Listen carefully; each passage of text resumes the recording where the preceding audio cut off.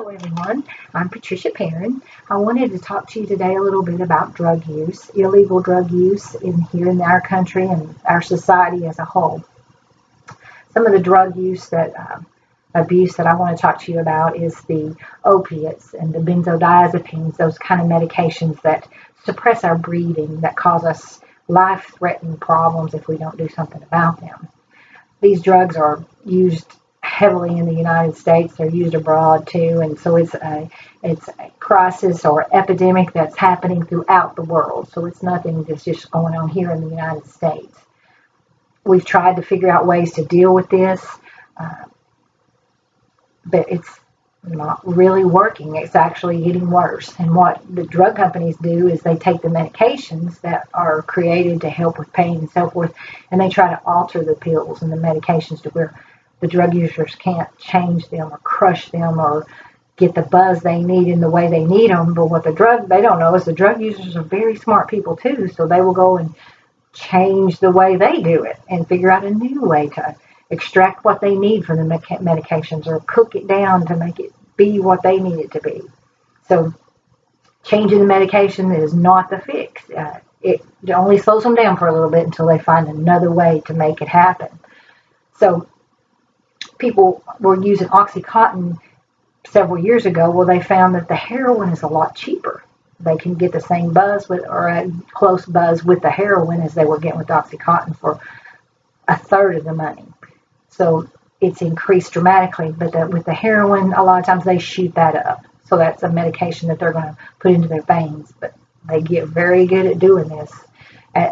But what they do is a lot of times they want a little more till they'll overdose. They'll get to a point to where they take too much and then their body just can't handle it. So what we have to do in EMS is provide them a reversal medication, which is Narcan. Narcan's been around for many years. We've been using it in emergency response for years, but it's becoming such an epidemic that law enforcement's carrying it in Knoxville, Tennessee. Every police officer has Narcan in a pre-filled syringe that they can take and give the patient. Connecticut has passed laws to where pharmacists can distribute Narcan to the general public. They have rallies where they give it out for free and train people. They give them kits and give them training on how to use it. Narcan is a great drug. It does what it's supposed to very quickly. It doesn't have a lot of side effects, and it has a very short life, which can be good and bad. The short life is if they have a problem with the Narcan, it doesn't last very long. But if they've took a lot of drugs, like they took a whole lot of methamphetamines or a lot of meth, what this drug will do is reverse it only for a short period of time, and then their overdose comes back. So if you give these people Narcan, you have to send them to the hospital to get treatment, because if they stay home 20 minutes down the road, they could actually die, go back into an overdose and die. So we have to send them to the hospital. What we do is we'll draw up our medication. Like I said, we can give it IV, we can give it IM, we can give them a shot just like an EpiPen in case they were having an allergic reaction. We can just shoot the Narcan in their muscle.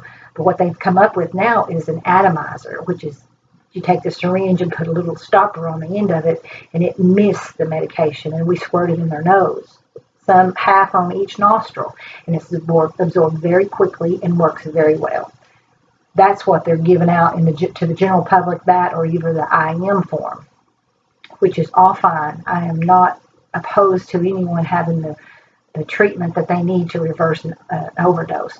My concern is, are we enabling drug use? Are we promoting the use of drugs to be able to use your drugs the way you want? And here you've got your reversal on hand.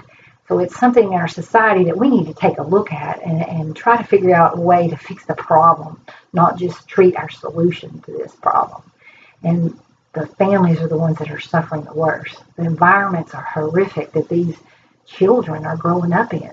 They're exposed to meth cooking. They're exposed to the overdose, the needles around in the homes, the nastiness. It's incredible at some of the places and the small children that are in these environments. It's heartbreaking.